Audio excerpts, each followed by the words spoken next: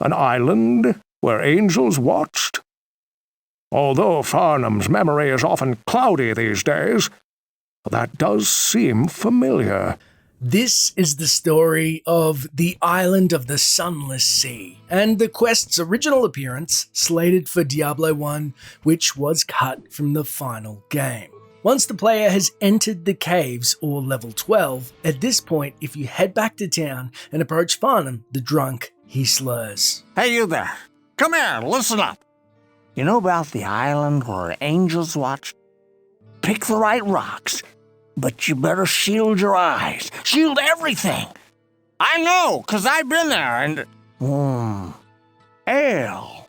We have several clues from Farnham about some island where angels watch and picking correct rocks. It all seems like gibberish and goes downhill quickly as he slips into an ale-filled fantasy midway. So, not completely writing off Farnham's tale of angels just yet, we head to Ogden, the tavern owner, to see if he overheard some more tangible information. You know, sometimes I wonder how much faith you can put into what Farnham says.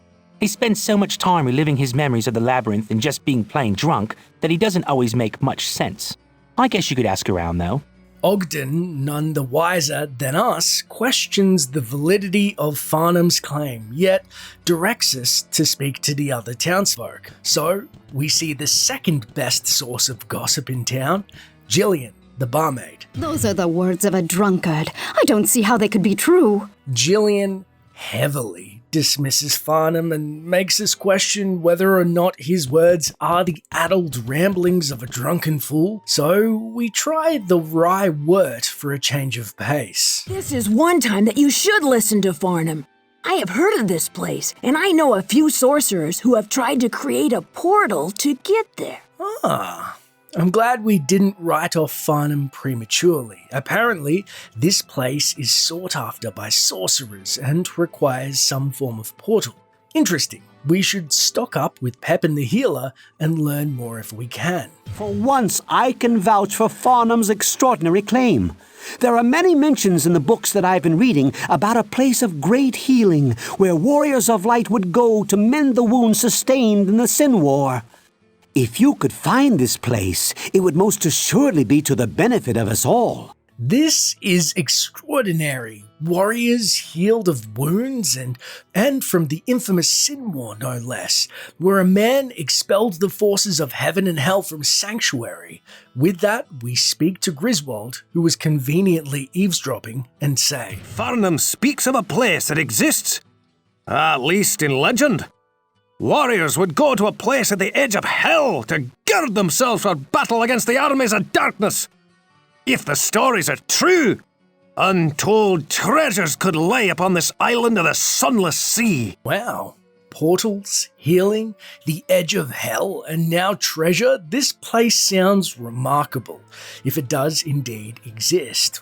There's no question in my mind we should seek out the town scholar, Deckard Cain, and get his take on these events. So we approach the aging Cain standing by the well in the middle of town, and he says, An island where angels watched? Although Farnham's memory is often cloudy these days, that does seem familiar. Perhaps the ancient chronicles of the Sin War can help us. Ah, yes, here is something. In a time long forgotten, a sea of blue rested on the edge of the fiery netherworld. This was an oasis for those who acted as the watchmen over the gates of hell. Angels and warriors of light could use this place to heal themselves and gather their strength. It was also a staging area where they could train and prepare for the Sin War. Legends speak of a trinity of rocks that hide the path to this island of the Sunless Sea. This tale gets more intriguing by the second, a staging ground for angels to hone their martial prowess against the burning hells. Now we know a portal is necessary for entry and that statues are the key. We best consult with Adria, the witch, before we attempt to breach this curious island. This legendary place is real, and great rewards await you should you find it. Nothing more can I say. Although Adria again confirms its existence, we are left with nothing more than a prompting to seek out this fabled island, and so we head back down to level 12 of the caves in search of the statues. In the caves, once more, we're set upon by spitters and overlords aplenty, until we find a curious room with 4 pressure pads, although no clues are left for us to unlock them, so we head back to town quickly to hopefully be advised further by Farnham.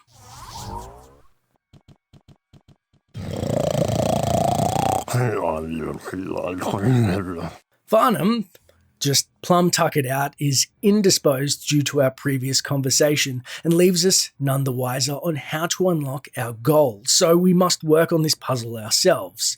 Through trial and error, we figure out that going from south, north, east, west, it seems to stay in line with the devilish motif, the reverse of the Holy Cross. Legends speak of a trinity of rocks. As we step into this newly found area, it's quickly apparent something's wrong. Is this the fabled secret training area of angels, said to heal wounded warriors and be full of treasures?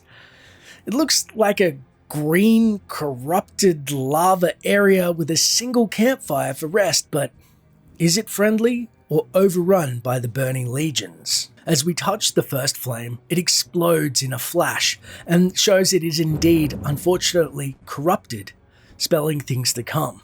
As we round the corner, we're met with an unfriendly pack of undead Balrogs hurling ice at us and their fire-belching brethren, the Guardians. As we are nearly overrun by both, hacking our way through packs and sub-bosses alike, we do find a handy spell of infravision to clear the way, and as we see more corrupted campfires, it becomes apparent we must extinguish them to aid in the cleansing of this once holy sanctuary. It's then we spy an angelic statue alone on an island, and we're flanked by a group of guardians with their sub-boss, Archon the Flayer, a poison-enchanted mini-boss. We fight our way through, face Archon, and collect a green ring from his corpse before heading back to the curious statue. Although, when we touch the statue, nothing happens. We're left to our own devices to unlock it. And so, extinguishing the flames around the statue, a boss undead Balrog appears from it, named Samuel the Dead Speaker, who unleashes ghastly apparitions at us that track us down, summons guardians while spitting rings of acid, a terrible foe at lower levels, and he would have dropped us quickly where we stood. As such, we close the gap and focus him down, landing the killing blow which disintegrates this foul skeleton and his minions with it. On screen, we see the taint has lifted and the waters return from Samuel's foul yellow taint to an angelic blue. As such, we head back to town to identify the bow we dropped, as well as the other loot we found too. The ring we found is a green set piece called Death's Grasp, which has resist all, plus 14%, damage taken from enemies, and 2 points to damage. The bow Samuel drops is called Bramble Song, which has a healthy plus 47% chance to hit, plus 70% enhanced base damage, making it 5 to 17, 4 to 16 fire damage, and plus 23% chance to knock back. Truly a bow fit for an angel. We also found a handy yellow ring named Viper Band with a huge plus 36% resist magic, plus 12 to strength, regen mana 3 per 5 seconds, which is also not a bad find. The island definitely lived up to its treasure boasting ways, although when we returned to Farnham, he doesn't say any more and has seemingly forgotten about the quest already as he is enjoying his ale. Can't a fellow drink in peace? But What do you think? Would you have liked to have seen this mysterious training ground of angels in the final game? If you want to try it out, make sure to download the Beelzebub mod, which is linked in the description. And if you liked the video, please consider subscribing. I upload lore videos most weekdays at 7 PM PST and have my social accounts linked if you want to further the conversation. Thanks for watching, and until next time, Traveler.